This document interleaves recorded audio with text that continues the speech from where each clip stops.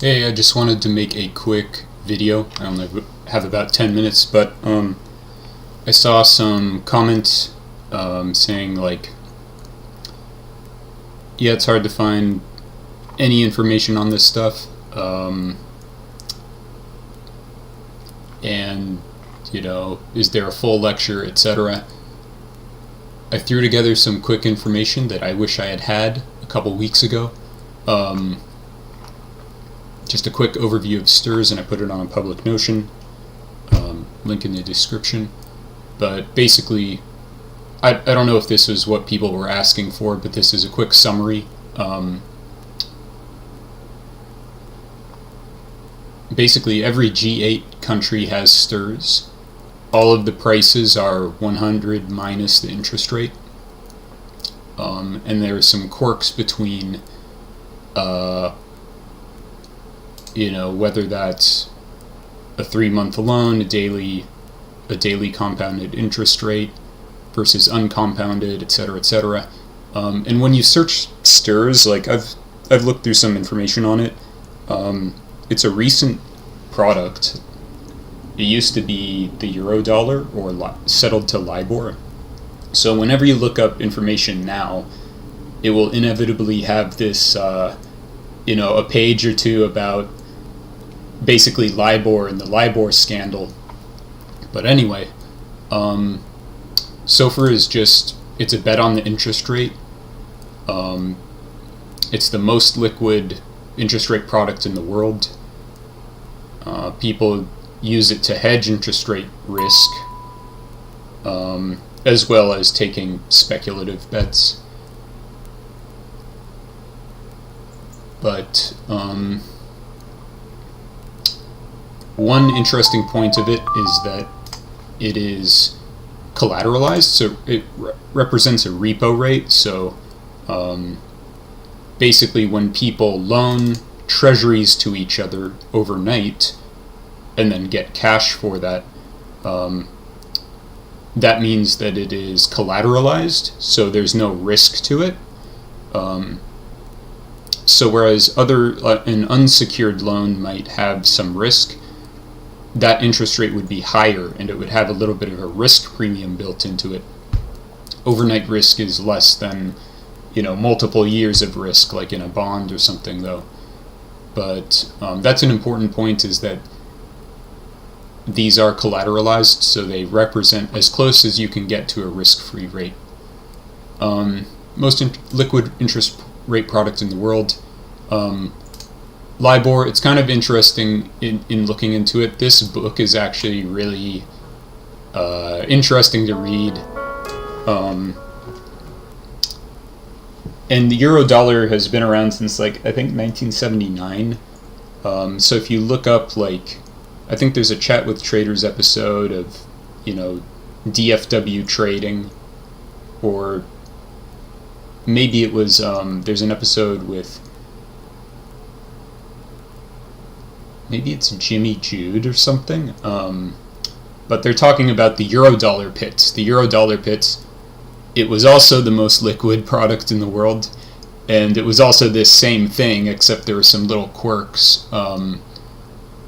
Eurodollars were settled to LIBOR, which could just be manipulated, and it was uncompounded. The Australian version of STIRS, the 90-day bank bills, are also unsecured, and they're for an entire 3-month term. So it's not really compounded off of a daily rate. But anyway, then this is something that I wish I had clarified earlier. The trade types, if you're just buying or selling an outright, it's just a bet on, hey, I think this interest rate will be this. If you're betting on a calendar, buying one contract, selling another, you're just betting on the differential between two interest rates. If you buy March and June and they both go up, the calendar is unchanged. So really, you don't care what the entire overall curve is doing. You're just betting between 2 points. And then butterfly, you're basically doing two calendars back to back. And again, if the entire curve moves in the same direction, it won't do anything. but you're really betting on the differential between two differentials, or a curve shape, basically, becoming flat or steeper. Anyway, this is the most important part, I would say. This is the free data in TradingView. You can go down here to see what the specific contracts look like, and when you get like into 6 months or less, I think, they start putting in these weird contracts in here, like August, July, May, April, but really the main ones are March, June, September, and December. As you go further out, those are the only ones you have, but those will have the highest open interest and highest volume. If I only had 1 hour to look at this stuff, I would open up TradingView and start picking out some contracts. If you can only focus on 2 or 3, I would focus at the December expiries and just look at, like, hey, how many cuts are baked into this year, or in the next year, and maybe just compare, like, December 25, 26, 27, 28. This is also useful. A lot of times in Bloomberg I'm looking at WIRP, world interest rates, and it's basically probabilities of cuts. You can look at, meeting by meeting. If this doesn't make sense, there's probabilities. Sometimes this makes a little more sense to look at. Like this row is the June meeting. 83% chance it stays the same. 17% chance they cut once. And so you can look at this as like, hey, what are the probabilities for this meeting? Or you can look down at, hey, when are we going to get to 4%? Okay, July. When are we going to get to 3.75? September, maybe October. It's a coin flip. And then here there's also SOFR Watch and Esther Watch, which is kind of like the same thing. Here, this is like, I think this is useful. This is kind of like basically what I'm trying to do with models, more or less. There's a calculated price, just based on those probabilities, I think. And then there's the actual price. And it's worth noting that these are based off of the Fed funds futures. And so there is a spread between the Fed fund futures, which settle to just what will the rate be, and then SOFR, which is compounded over a 3-month window. It explains the methodology here. And they also have an API, I think, for like as low as $25 a month.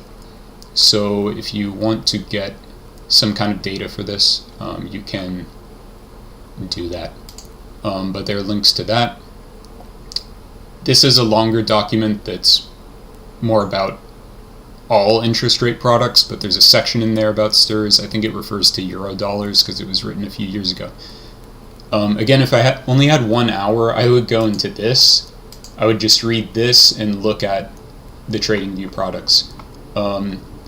This is probably the best single explanation I've ever seen about STIRS, and it gives a couple trade examples of like a ridiculously good trade. And it goes further into options, which may be a little complicated if you're just trying to get basics. But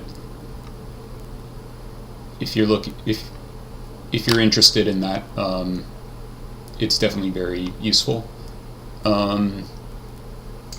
This is also linked in there, and this is like also a single trade example. This guy's great, writes about, really boils down macro to the most important parts and makes it simple. He has multiple trade examples using STIRS or SOFR. So you can just, I only linked one in here, but you can go read about it there or search for more trade examples. The way he looks at it, that's probably the main way that I've learned about it. And then also this guy, I think they've worked together. He also posts short Trade Ideas. It's behind a paywall, but you can get a trial for it. And then this one in particular just lists some more important economic data points. There's another article where he breaks down the different kind of expirations of the STRS or SOFR. Like what's considered short end, mid curve, and long end. And then there are many Twitter accounts that post about STRS or SOFR, but these two are probably the more understandable for me.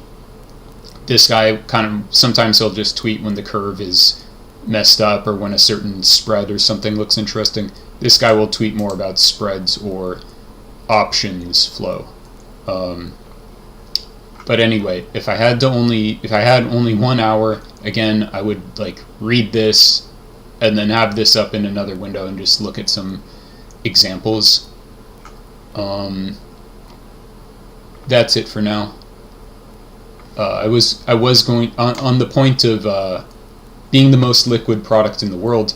I was going to bring up this. This is IBKR, a watch list of contracts, and here is the bid size and here's the ask size. So you do the math real quick on like, hey, there's 169,000 contracts here on the ask times, this is the notional. Okay, there's $422 billion of notional value on this March contract. To be fair, the March contract is going to settle next month. And if you look at it in TradingView, it doesn't move very much because we're in that settlement window. So as we get, the settlement started somewhere in here.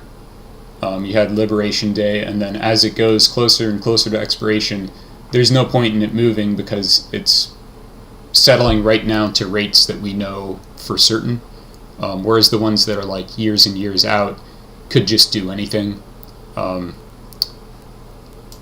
But yeah, those are some quick references until I have time to do another 3-hour yapping video.